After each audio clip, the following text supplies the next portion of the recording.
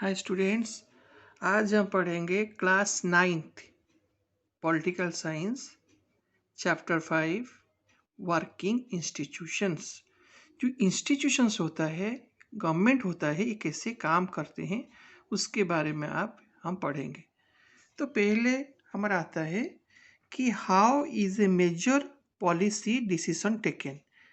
तो पॉलिसी जो होता है, ये कैसे डिसीजंस लिया जाता है इम्प्लीमेंट करने के लिए, उसको वास्तव में सरकार कैसे उसको लोगों के ऊपर इम्प्लीमेंट करते हैं। A government order, the Government of India issued an office memorandum on 13th August 1990. This order was signed by the Department of Personnel and Training in the Ministry of Personnel, Public Grievances and Pensions. A major policy decision was announced by the order which stated that 20% of vacancy in the civil post and service under the Government of India are reserved for the socially and educationally backward classes SEBC। सरकार ने एक decision लिया कि जो social and educationally backward classes है, सरकारी नौकरी में उनको रिजर्वेशंस मिलेगा। कितना मिलेगा? 27%। ये मेमोरेंडम कब हुआ था? 13 अगस्त 1990 को। इससे पहले क्या हुआ इसके बारे में हम जानेंगे कि SEBC, this is another name of all those people who belong to caste that are considered backward by the government. The benefit of job reservations was still then available only to scheduled caste and scheduled tribe. Now a new third category called socially and educationally backward class. इससे पहले सरकार ने schedule caste और schedule tribe, जो पिछला वर्ग है, उनके लिए रिजर्वेशन था। अब ये जो आया SEBC, ये न्यू थर्ड कैटेगरी का था, जो लोग पढ़े लिखे नहीं होंगे और सामाजिक में उनका आर्थिक स्थिति खराब होगा, इनको आगे लाने के लिए सरकार ने ये मेजर स्टेप्स लिया। इसमें उन लोगों को चांस मिलेगा सरकारी नौकरी में जो पिछला वर्ग होगा और जिनका आर्थिक स्थिति खराब होगा। इसके लिए एक कमीशन बिठाया गया, उसका नाम था मंडल कमीशन।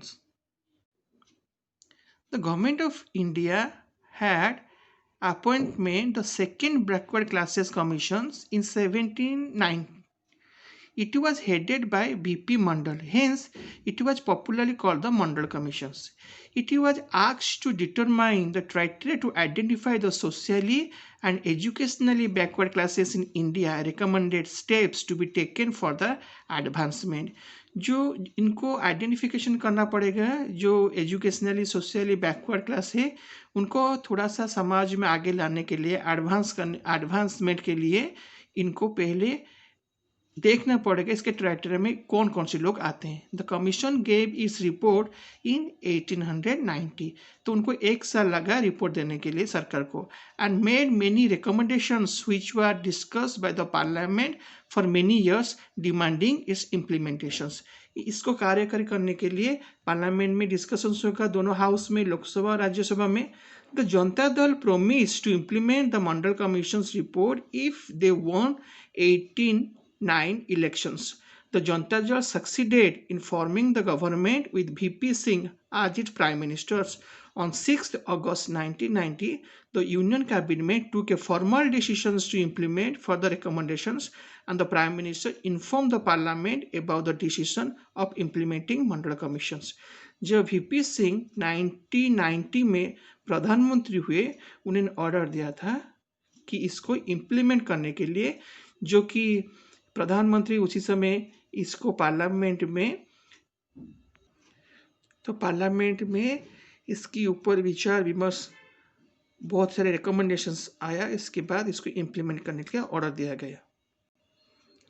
उस report on official sign the order behalf of the union government. यहाँ पर यूनियन गवर्नमेंट का मतलब होता है central government. This was how O.M. number of 36012/31/90 was born on 13th August 1990 में इसका implementations हो गया। What happened after the implementations of the Mandal Commission report? जब मंडल कमीशन की रिपोर्ट आया, उस जो शेड्यूल कास्ट और शेड्यूल ट्राइब के साथ थर्ड में ये नया होगा जो SEBC इम्प्लीमेंट होने से के बाद देश में इसका रेस्पॉन्स क्या आया, क्या विरोध हुआ, क्या लोगों ने इसको एक्सेप्ट किया, क्या हुआ. People react strongly because the decisions affected thousands of job opportunities. They feel this would give fair opportunity to those committees who so far not adequately been be represented in the government employment.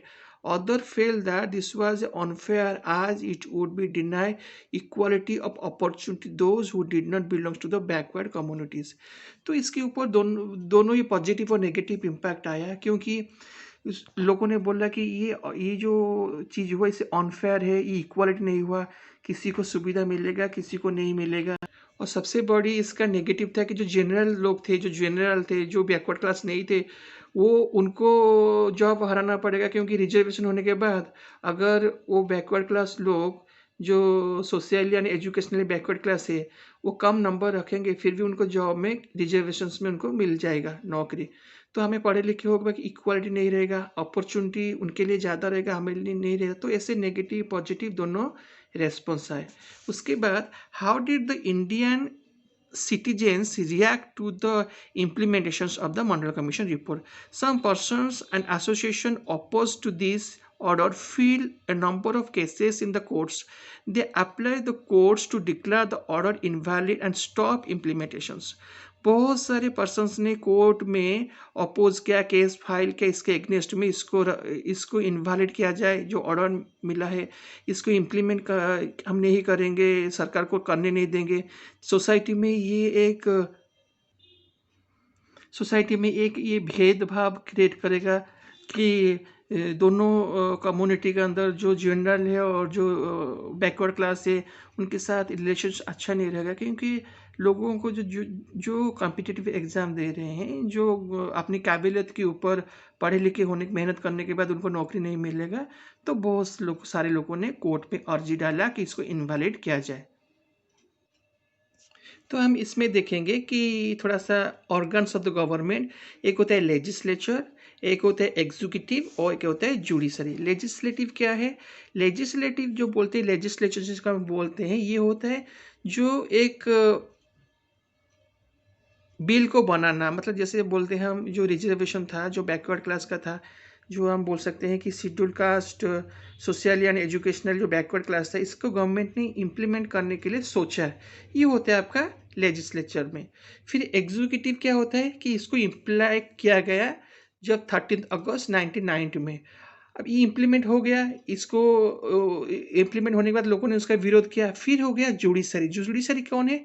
Supreme court है. Supreme court में लोगों ने जब अर्जी डाला, supreme court देखेगा ये चीज़ सही हो रही है कि नहीं हो रही है. तो हमारा जो यूनियन गवर्नमेंट है उसका 3 ऑर्गन है. पहले होता है लेजिस्लेटिव, एग्जीक्यूटिव, जुडिशरी. अभी हम देखेंगे कि सुप्रीम कोर्ट ने इस चीज़ को किस तरफ से लिया और क्या इसका विचार विमर्श हुआ. The Supreme Court of India bunched all these cases together. These cases were known as the Indira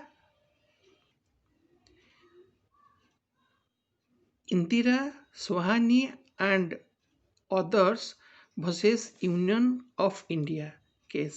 11 judges of the Supreme Court headed argument of the both sides. By a majority of Supreme Court judges in 1992 declared that this order of the government of India was valid. At the same time, the Supreme Court asked the government to modify its original order. तो case होने के बाद union government के support में judgement गया और supreme court ने order दिया कि इस केस में थोड़ा सा मॉडिफाई किया जाए. तो अभी हमने यहाँ तक वर्किंग इंस्टीट्यूशंस में यहाँ तक पढ़ाई की और नेक्स्ट क्लास में हम इसके बारे में पढ़ेंगे. ये जो ऑर्डर आया, क्या मॉडिफाई हुआ, क्या हुआ. तो आपको ये क्लास कैसा लगा, आप कमेंट बॉक्स में अपना कमेंट्स देना. तो नेक्स्ट क्लास में हम थोड़ा और इसके बारे में जानकारी करेंगे और कोई भी डाउट्स होगा तो वहाँ पर लिखना कमेंट बॉक्स में. तो आज के लिए इतना ही. Now your class is over. Thank you.